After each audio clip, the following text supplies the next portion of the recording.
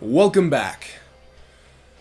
In this episode, we're going to start on Mr. Grimm's storyline. We've already seen the first cutscene, and if you were paying attention to the subtitles, you know that he was a gangster who lost his father to a motorcycle accident and became an evil gangster, which he wasn't before, and now he wants to go back in time and undo that because he thinks that if his younger self doesn't lose his father, he won't turn into an evil gangster. Now, I'll talk about that, but first, in the first two episodes, you may have noticed a clicking sound. That was, while I played the game, that was my sticks and the buttons. They made a bit of a sound with plastic hitting plastic. I have, in episode 3, and from now on, I seem to have solved that problem and used a big down blanket to muffle the controller from the microphone. It is both effective and extremely cozy.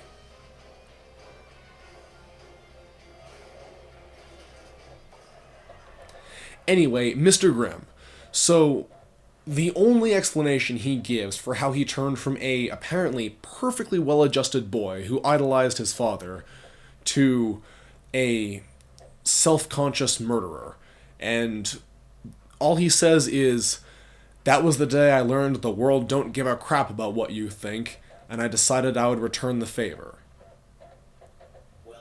That is a very weak motivation. There are tons of people who lose their parents, sometimes right in front of them, and they don't turn into killers. So, does the writer not know that this is a weak motivation, or is it just Mr. Grimm who doesn't know that? In a more... Those cars don't know the truck is there. It's pretty funny. In a more traditional story, we would get some dialogue between Mr. Grimm and other people, and we'd get a sense of exactly why and how he turned evil, and we'd either hear him, and the story would either take what he says at face value if the writer really believed this was a good excuse, or we'd see what he says fall apart if the writer understood that's not a good excuse to kill people. But this is Twisted Metal, which means it's a little more minimalist, so we don't get to see sane people react to what he's doing. And that's too bad. It would be cool if we could have that. Haha! For anyone who didn't notice what happened there, I used my shield to make myself immune to that guy's sticker magnet, because that's how magnets work, and then I jumped over him, and he didn't get the chance to stick me with it, because her magnet, ran out.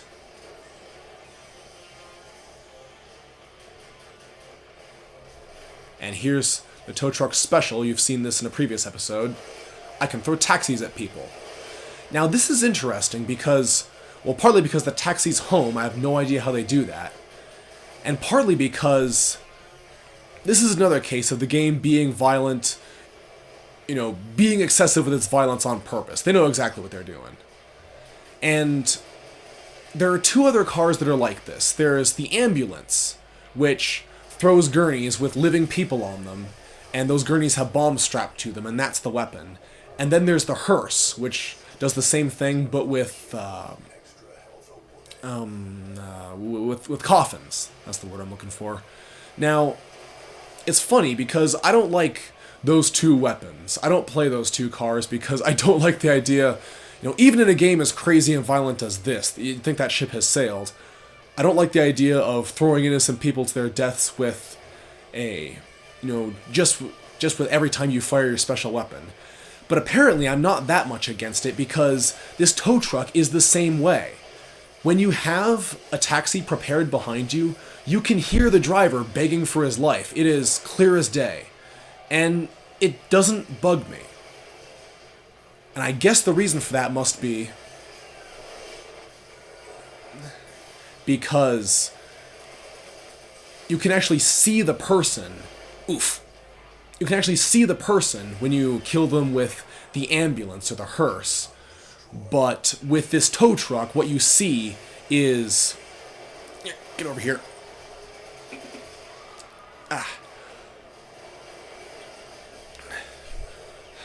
What you see is a car, an inanimate car, and you can only hear somebody inside of it.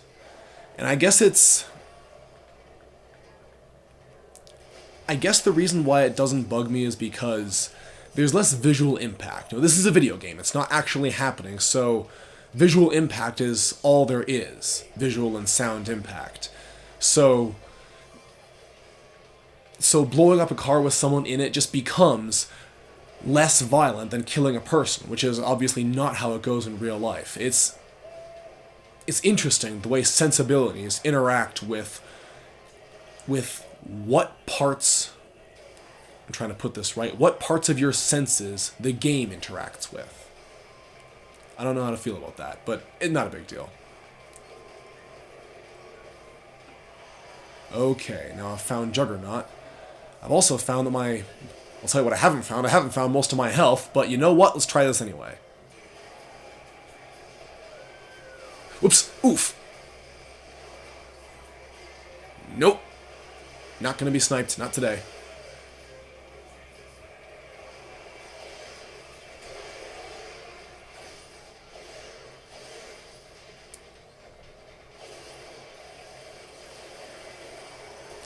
Oh, this is bad. Okay, change of plans. I am running like a chicken. See, this is running like a chicken. Vroom. Gone.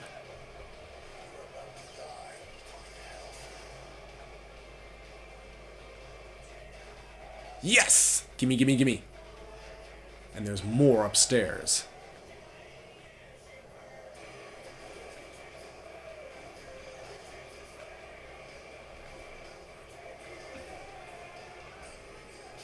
Ow!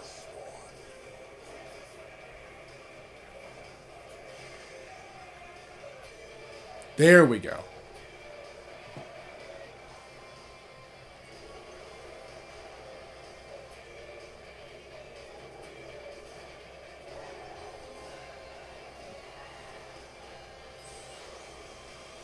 Why was he facing away from me? I'm his only opponent. That was odd.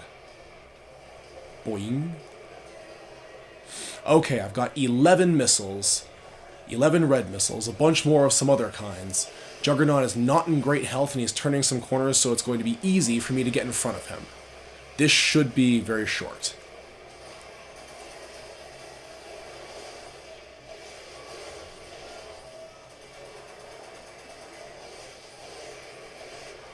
Yes! That was short.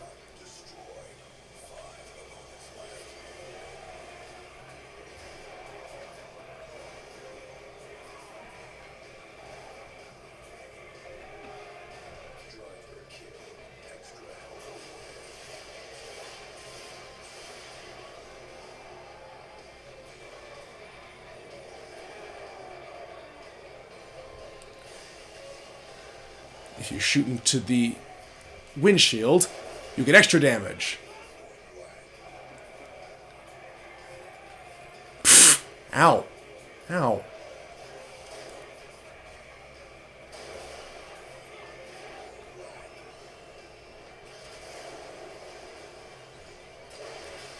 That's funny, that car was stuck on its side. That shouldn't have happened. In this game, the physics engine will cut you a break and you'll just become very unstable. If you ever land on your roof, you become suddenly very unstable and just tip back onto your wheels. Maybe that was a glitch in the physics engine? I don't know what made that happen. Oops. Ha, I love power missiles. When you first play this game, it's pretty difficult to tell the difference between different kinds of missiles, but once you get the hang of it, there are the little red missiles, and there are the big red missiles. And the big red missiles are... They actually made very good use of the homing mechanics in this game. The big red missiles don't home very well, but they do home. Like that. So you gotta aim them right. Even if it doesn't have to be dead on the money like your machine guns that I'm firing now do.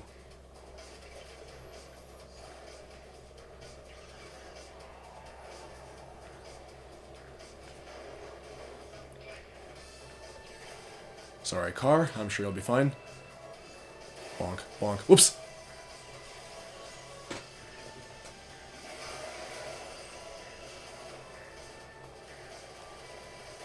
Have a taxi. Have another taxi. It's like It's like what evil Ben Franklin once said, there are only two certainties in life, death and taxis. Sometimes both at the same time. Okay, who is sniping me? I don't like being sniped. Let's go with Meat Wagon. It's kind of odd that Meat Wagon is a 1950s ambulance. Why would it be that? There's nothing else in this game that's retro like that.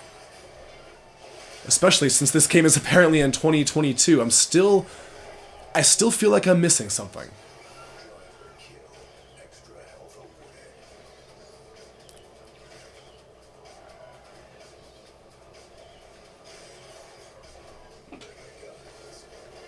Bonk. I love ramming people. And that's the game. Whew. Now, because this game only has 3 main characters, they had to stretch things in order to get enough people in this game for, to populate each level with enough enemies for you. So the way it works is apparently each of these characters runs a gang, and they're sending their gangsters after you. That Sweet Tooth would have gang members, I guess makes sense. That Mr. Grimm would have gang members, of course, that's the entire second half of his backstory. He became a gangster. So I'm okay with that.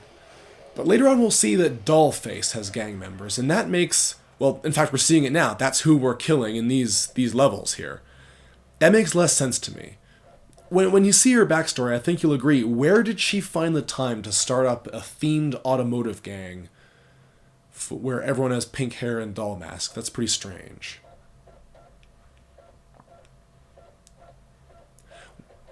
It also means that in... Oh, I shouldn't have skipped that intro there. I wanted to show you it.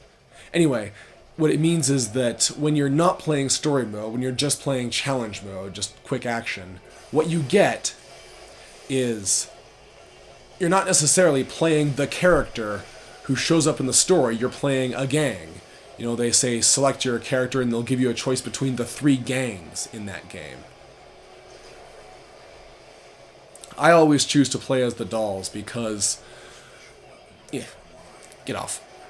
Call me a sexist, but I find it really charming when you hit someone with a point-blank shotgun, and instead of hearing a clown goes, "I got him, boss, right in his face! Right in his freaking face!" Instead you hear an angry teenage girl crow out, "Point blank, melon farmers!" She doesn't use that language, but it's just unexpected. It's unexpected, and I find it charming.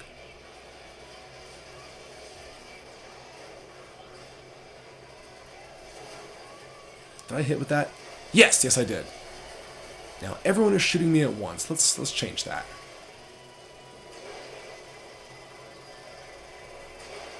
Darn it! That was one of those sort of homing missiles I told you about. And they knocked me off course. My goodness, I dislike Axel. Hey buddy, you know what your name sounds like? That's what you are.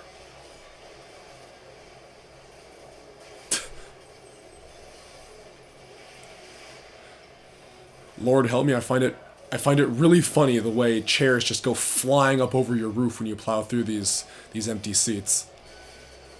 Okay, have a landmine. You've earned yourself a landmine. In fact, have 2. Have 3. Have 4. Wow, I have a lot of these. And your health is not looking so good.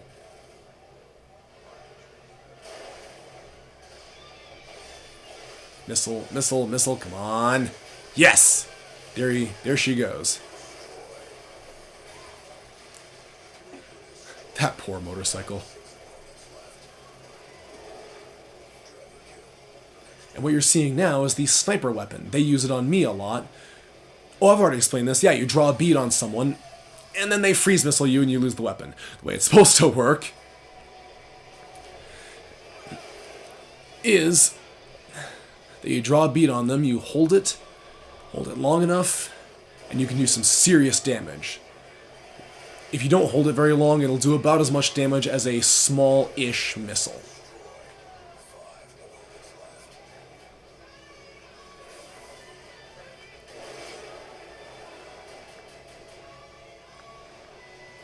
This game having only 3 characters makes me wonder who else they might have not just which Twisted Metal characters from elsewhere in the games they might pick, but who they might pick up who is not actually from the whole Twisted Metal world.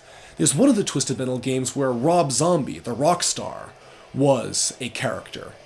And that fit pretty well. He made some of the music for these games, as I understand it. Oops! That guy ducked. It's a good move. And who else could you have? You could have Herbie. For those who don't know, Herbie was a living Volkswagen Bug from some quirky family movies from either the 70s or the 90s, I forget which. I was made to watch those movies when I was younger, when I was a little kid in my parents' house. I remember the movies being not that bad, but if you're a sour little kid like I was, then you don't have to watch very many of those movies before you start just hating them on principle. It's too bad. So, perhaps that contributes to my wanting to see Herbie in a very hellish game like this one. You could do... I have this written down somewhere. Yes, you could do Herbie. You couldn't quite do Speed Racer, that wouldn't work, but it would be really funny. It'd be like having Mario in this game. You could have Samson the Monster Truck, preferably driven by Samson the Hebrew. I'm sure you could swing that somehow. He would do that, wouldn't he? He'd beat people to death with the jawbone of a donkey. He'd totally do this. Boom! Or, yes, you would need Samson.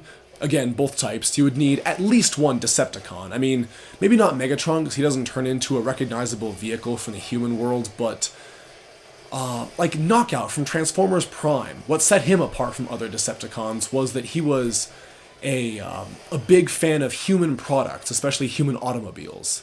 He took the form of a human automobile and really liked it. He loved that car, and he even expressed some regret about committing genocide against humans, because, I have to admit, they do manufacture some fine automobiles. So, him and Twisted Metal, that would work great. In the show, we even saw him participating in street races against other humans, with them completely oblivious to the fact that he's an alien robot. That's one of the great things about that show, was, well, the voice acting for one thing, but also it humanized its villains. It showed you some things they did in their off time. It showed you differences they had between each other, the whole thing. Very good bit of writing that they could have easily passed up on. And you know who else should be in Twisted Metal? The Granby Killdozer. Now, if you have never heard about this guy, get ready for one heck of a story. I wrote this down because I didn't want to get any of this wrong. Give me a minute here. There, okay. So, according to the Denver Post, in Granby, Colorado, which is a little town in Colorado, in the Rocky Mountains, it's only about 2,000 people strong. Oof, ouch, I'm being stuck, this is bad. So in Granby, Colorado, there was a welder, this 52-year-old welder who ran a welder shop, and he lost a zoning dispute. Someone wanted to build a concrete plant next to his home. He didn't like that. He applied to have that waived, but the one who wanted to build the plant won out and he lost, so he got that. So that plant ended up being built right next door to his shop. And he disliked this so badly that he did a very tragic and self-destructive thing. But it's also pretty bananas. It's otherwise I wouldn't be telling this story. What he did was he took a bulldozer that he had, and he started adding to it. He added armor around the cockpit.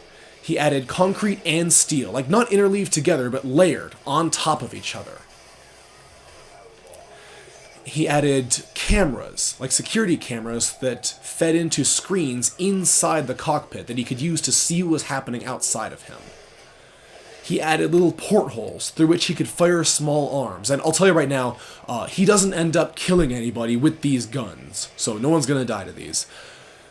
And when it's finally finished, I don't know how long it took him to make this thing, but it can't have been quick or cheap. Have a freeze missile! Haha! What happened was that he drove his truck, he drove his battle tank, that's pretty much what it was at this point, out of his shop, and just went on a rampage around town. He wrecked up 13 buildings, including a local newspaper, including the courthouse, the police department, and other people whom he felt had wronged him. Clearly this guy is not a graceful winner. And the SWAT team was in the unusual for them situation of being underarmed. I'm actually surprised that Granby, Colorado had a SWAT team. Maybe it came from someplace else. And the way this guy's rampage only ended when he plowed into a metal warehouse and his engine called it quits. And at that point, the man shot himself. Clearly this was his way of self-destructing, which is terrible. He shouldn't. There's no reason to do that. But in the meantime, what we had was a homemade battle tank wrecking a small town. That's bananas. This guy, like, real life will never imitate Twisted Metal, but I think you'll agree, when it comes to the killdozer, this guy came a lot closer than I think any of us expected. And if you don't believe me, and you shouldn't, because this is pure, unadulterated bananas, if you don't believe me, look up Colorado killdozer, and you'll find this story reported a bunch of places. This, ladies and gentlemen, this really happened. I got nothing.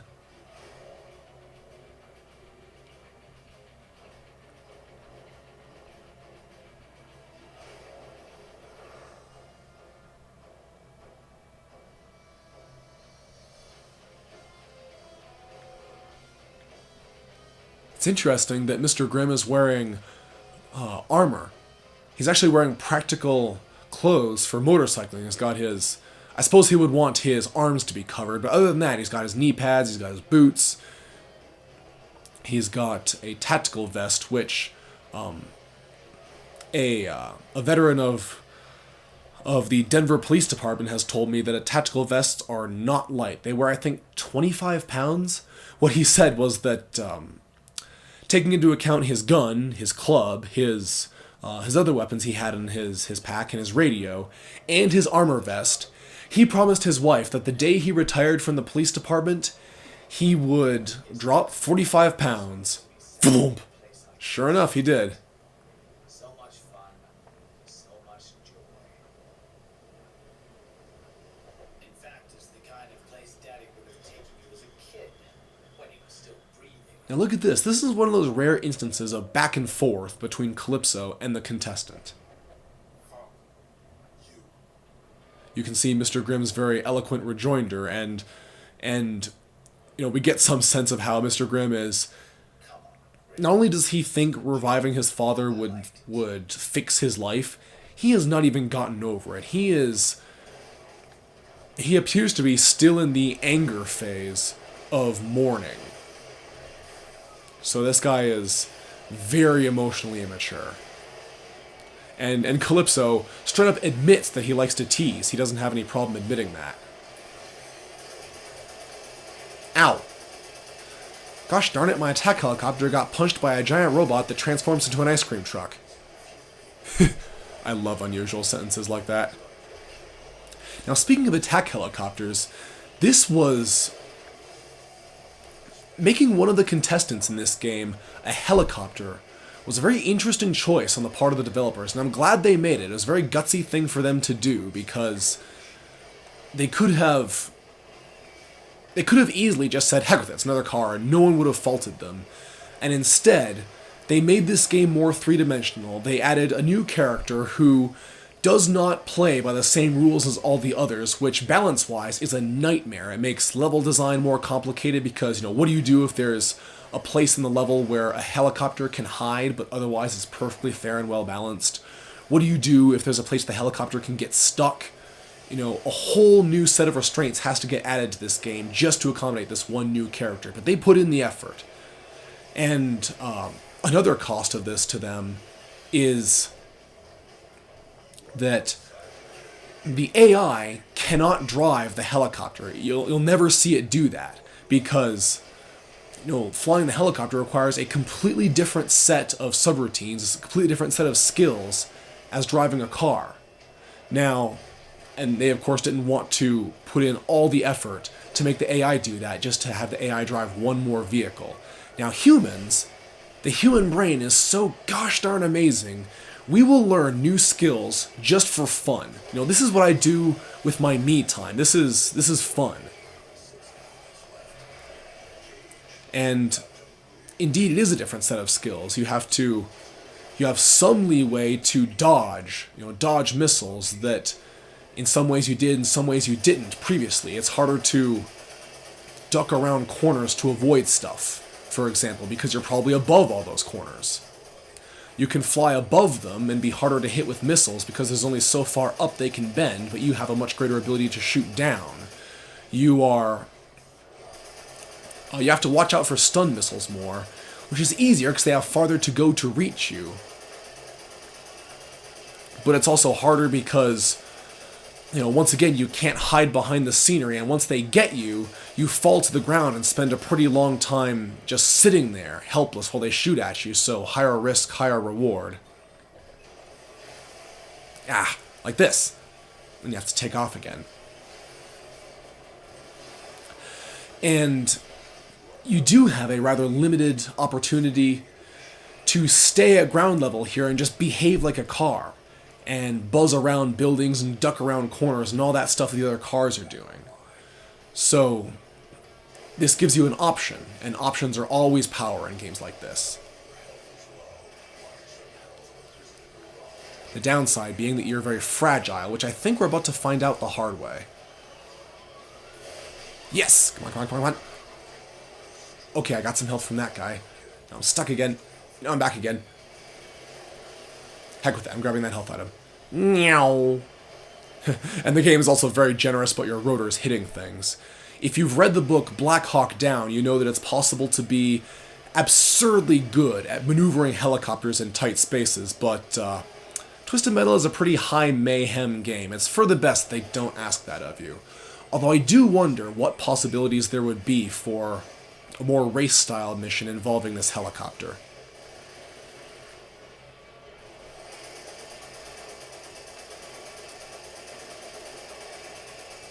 And while we're on the subject of this helicopter, just for kicks, let me tell you about an actual helicopter pilot and how this is different from being in a car. Now, obviously, I just explained the gameplay differences between this helicopter and the cars. But let me tell you about, actually operating these vehicles in real life. Now, already, this game is pretty generous with how difficult it is to drive a car to begin with. You'll see characters leaning out of cars and firing, handheld weapons. Apparently some of these characters, like the motorcyclist who has no gunner, is driving and also aiming their weapons and missiles at the same time, and managing all the things that we're managing, even though, and of course I can do it because I'm controlling it with a control pad, and the controls are rather simplified. If you did this in real life, this would just be too much to handle for one person. And if you agree, and if you think that a car would already be a tall order, then imagine an attack helicopter, because that's what this is. This is not just an ordinary helicopter, which is already very difficult to handle, because you got one stick to control the collective rotor, it's on top, and make it tilt to tilt the helicopter, and the other rotor, which of course is the tail rotor, and you can rotate your helicopter with it. You also have weapons to handle, weapons that need to be toggled and lock on and be aimed and the whole thing. And there are people who actually do this, and they are Apache attack helicopter pilots.